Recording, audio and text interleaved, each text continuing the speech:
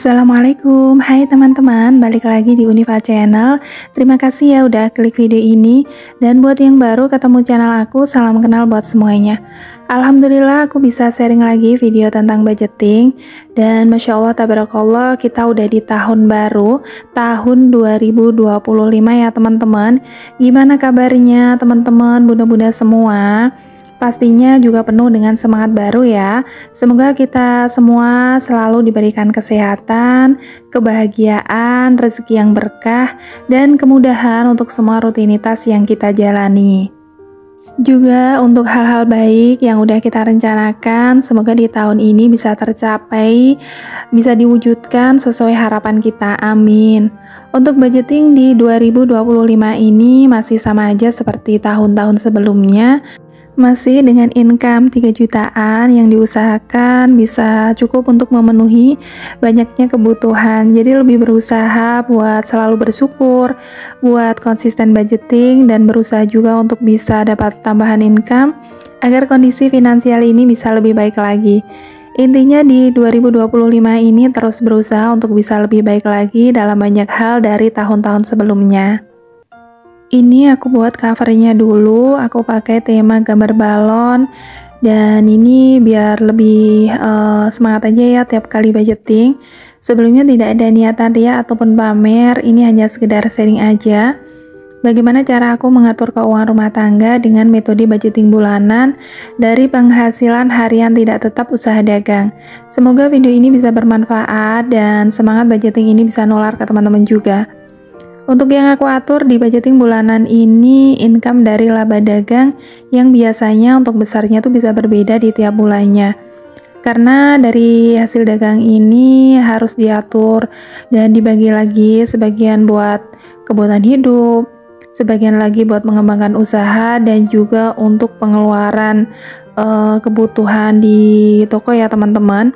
Dan untuk beberapa kebutuhan yang tidak tercatat di budgeting bulanan seperti budget buat orang tua, uang pegangan, atau misal ada kebutuhan lainnya, itu aku pakai dari penghasilan tambahan Pak suami. Jadi sengaja untuk extra income tidak dimasukkan di budgeting bulanan ini untuk diatur sendiri ya teman-teman. Lanjut di halaman berikutnya, ini untuk catatan kategori pengeluaran tidak tetap. Seperti biasa aku kasih sedikit hiasan stiker biar lebih menarik aja. Dan untuk budgeting bulan ini ada penurunan income karena di bulan kemarin harus tutup usaha 2 harian karena ada kepentingan, dan untuk 2 hari itu jadi nggak ada pemasukan ya. Dan lanjut dari income 2.800.000 ini aku akan bagi lagi untuk beberapa kategori kebutuhan. Yang pertama untuk budget belanja mingguan tiap bulannya itu 600.000 yang aku bagi lagi ke dalam 4 pos, jadi per minggunya dapat budget 150.000. Lanjut untuk belanja bulanan masih dapat budget 350.000, belum bisa nambah budgetnya, dan insya Allah ini masih cukup untuk memenuhi kebutuhan selama 1 bulanan. Pos gas dan galon 100.000, lanjut listrik juga 100.000. Untuk pos pulsa masih di budget 120.000, BBM 100.000, keperluan pribadi 100.000, dan untuk pos fund sedikit dikurangin jadi 250.000. Dan terakhir untuk dana tak terduga masih di budget 80.000 ya teman-teman.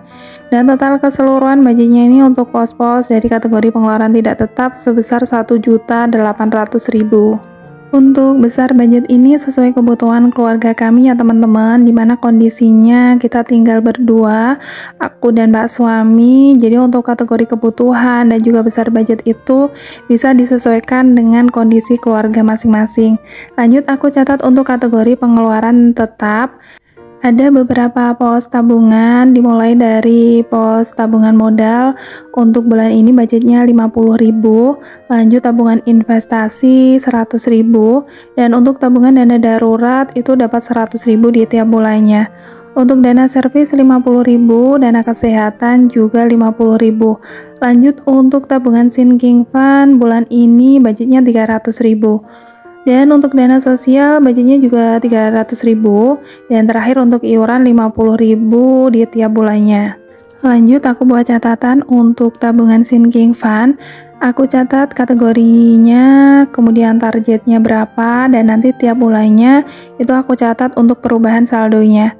Tinggal 2 pos aja ya untuk tabungan sinking fund, itu ada pos tabungan lebaran dan tabungan buat rent-off rumah. Udah ada targetnya dari masing-masing tabungan, jadi nanti dari budget 300.000 dibagi untuk 2 pos ini. Kadang nanti juga dapat budget dari penghasilan tambahan. Dan untuk catatan budgeting di tiap bulannya, ini aku buat sesimpel ini aja. Terus nanti aku ada satu buku lagi ya untuk mencatat pengeluaran di tiap harinya, biar lebih tahu aja kebutuhan apa aja yang udah kita beli, dan nanti juga lebih memudahkan pas evaluasi budget di akhir bulan. Dan ini langsung aja ya, aku akan bagi income ke dalam pos di dompet pintar.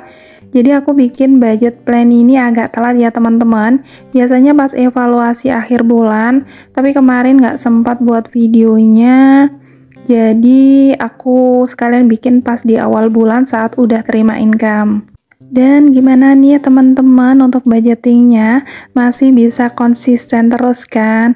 Karena awal tahun pastinya harus tambah semangat untuk memulai, untuk melanjutkan belajar mengatur keuangan dengan lebih baik lagi.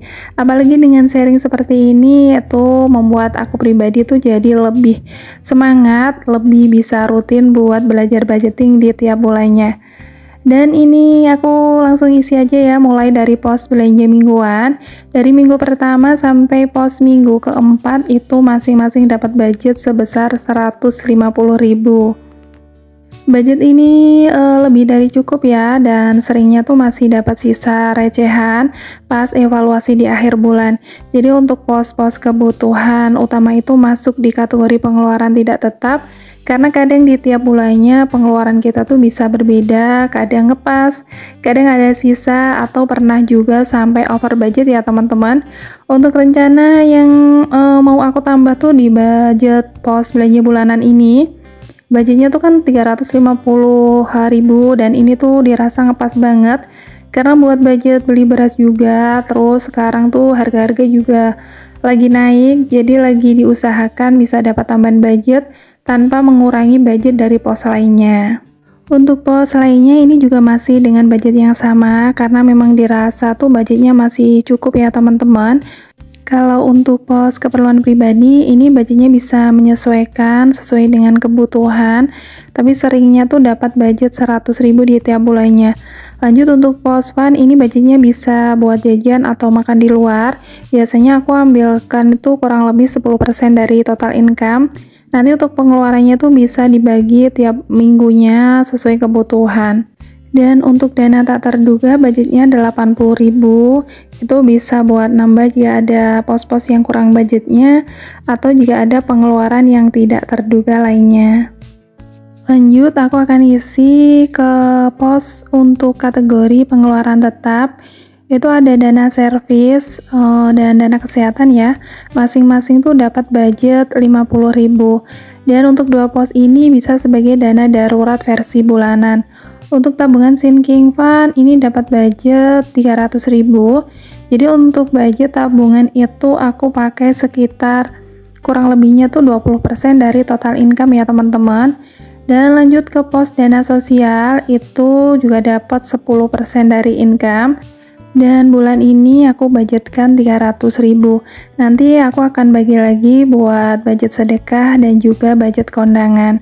Dan terakhir untuk iuran keanggotaan, ini budgetnya 50.000. Alhamdulillah untuk semua pos ini udah terisi ya teman-teman. Semoga budgetnya nanti cukup untuk memenuhi kebutuhan 1 bulan ke depan. Lanjut, aku akan isi untuk pos-pos tabungan utama. Untuk tabungan utama ini aku simpan di binder saving ya. Dimulai dari tabungan modal, bulan ini dapat budget sebesar 50.000. Dan aku lihat dulu untuk catatannya. Untuk saldo terakhir ini ada 550.000. Dan sekarang tuh dapat tambahan 50.000, aku catat dulu. Sekarang untuk saldonya jadi 600.000. Dan untuk tabungan ini tuh bakal aku bongkar insya Allah pas mau lebaran nanti. Untuk total uangnya ini aku hitung udah sesuai dengan catatannya. Jadi untuk tabungan itu aku juga seringnya hanya bisa ngisi 1 bulan sekali sesuai kemampuan. Aku simpan kembali uang dan catatannya ke dalam Ziplock. Lanjut ke tabungan kedua. Ini ada investasi ala ibu rumah tangga, biasanya dalam bentuk emas perhiasan. Dan akhir tahun kemarin untuk tabungan investasi ini baru aku bongkar, dapat 1 jutaan. Sebenarnya tuh nggak ada target ya, karena nabungnya juga sesuai kemampuan dan juga tujuannya tuh untuk kebutuhan jangka panjang. Jadi tiap kali nabung budgetnya itu berbeda menyesuaikan dengan income. Intinya nabungnya tuh santai semampunya aja supaya tidak memberatkan. Dan bulan ini dapat tambahan 100.000 dan untuk saldonya bertambah jadi 200.000. Untuk tabungan yang terakhir itu ada tabungan dana darurat. Untuk tabungan ini memang selalu aku budgetkan 100.000 di tiap bulannya. Ini aku belum sempat buat tracker yang baru, jadi aku pakai dulu aja tracker yang lama dan masih dengan target yang sama juga 2 juta. Aku udah tandain ini ya di trackernya. Untuk tabungan dana darurat ini akan selalu aku buat sampai berhasil di jumlah yang udah direncanakan. Alhamdulillah untuk pos-pos tabungan juga udah diisi semua. Untuk part awal budgeting Januari 2025 udah selesai. Tinggal prosesnya dicatat setiap pengeluarannya. Semoga tidak ada pos yang sampai over budget. Dan aku mau ucapin terima kasih banyak ya buat teman-teman semua yang udah ikutin sharing aku kali ini sampai akhir. Terima kasih banyak buat semua supportnya. Mohon maaf bila ada salah kata. Tetap semangat dengan budgeting dan juga rutinitasnya. Sampai jumpa di video aku berikutnya. Wassalamualaikum.